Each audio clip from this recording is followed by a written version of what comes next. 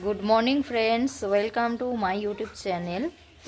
আজকে ভীষণ ঠান্ডা পড়েছে, ভীষণ ঠান্ডা। সূর্যের আলো দেখাই যাচ্ছে না, এত কুয়াশা পড়েছে। বেলা 12টা বাজতে যায়, এখনও পুরোপুরি বাজেনি, তাই গুড মর্নিং জানালাম আপনাদের। আমি আজকে কুয়াশ রান্না করব। ঠান্ডায় কিছু ভাল লাগছে না। কুয়াশ রান্না করতে কি কি লাগছে দেখুন।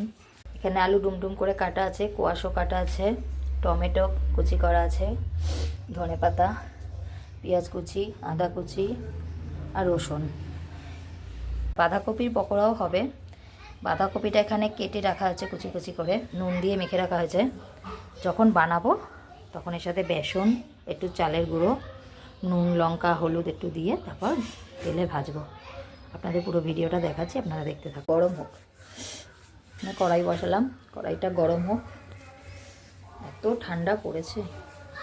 কড়াইয়ে আমি পরিমাণ মতো তেল দিয়ে দিলাম, তেলটা গরম হোক।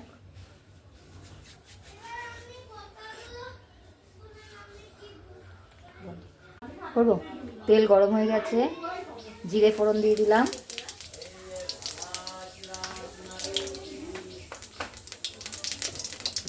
এবার আলু আর কোয়াশটা একটু হালকা করে ভেজে নেব।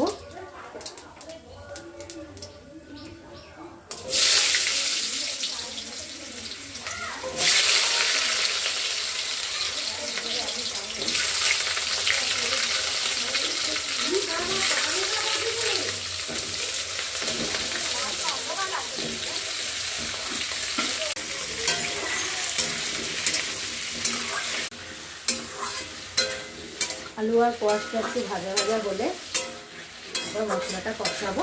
এখনও ভাজা হয়নি, ভাজাটা হোক। ঢাকা দিয়ে দিই, তাহলে তাড়াতাড়ি সেদ্ধ হবে।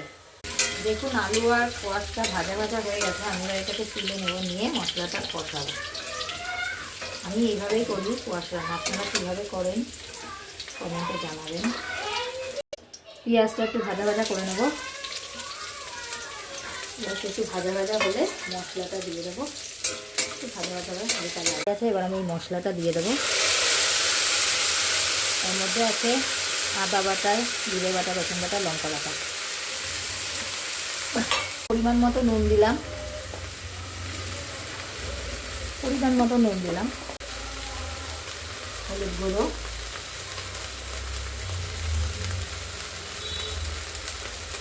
দিলে কালারটা আসে, একটু স্বাদও হয়, মিষ্টি মিষ্টি লাগে, ভালো লাগে খেতে।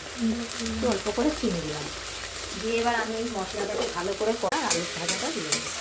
বন্ধ করে গেল। এবার আমি এগুলো দিয়ে দেবো, আলু আর কোয়াশটা দিয়ে একটু কষিয়েই জল দিয়ে দেবো।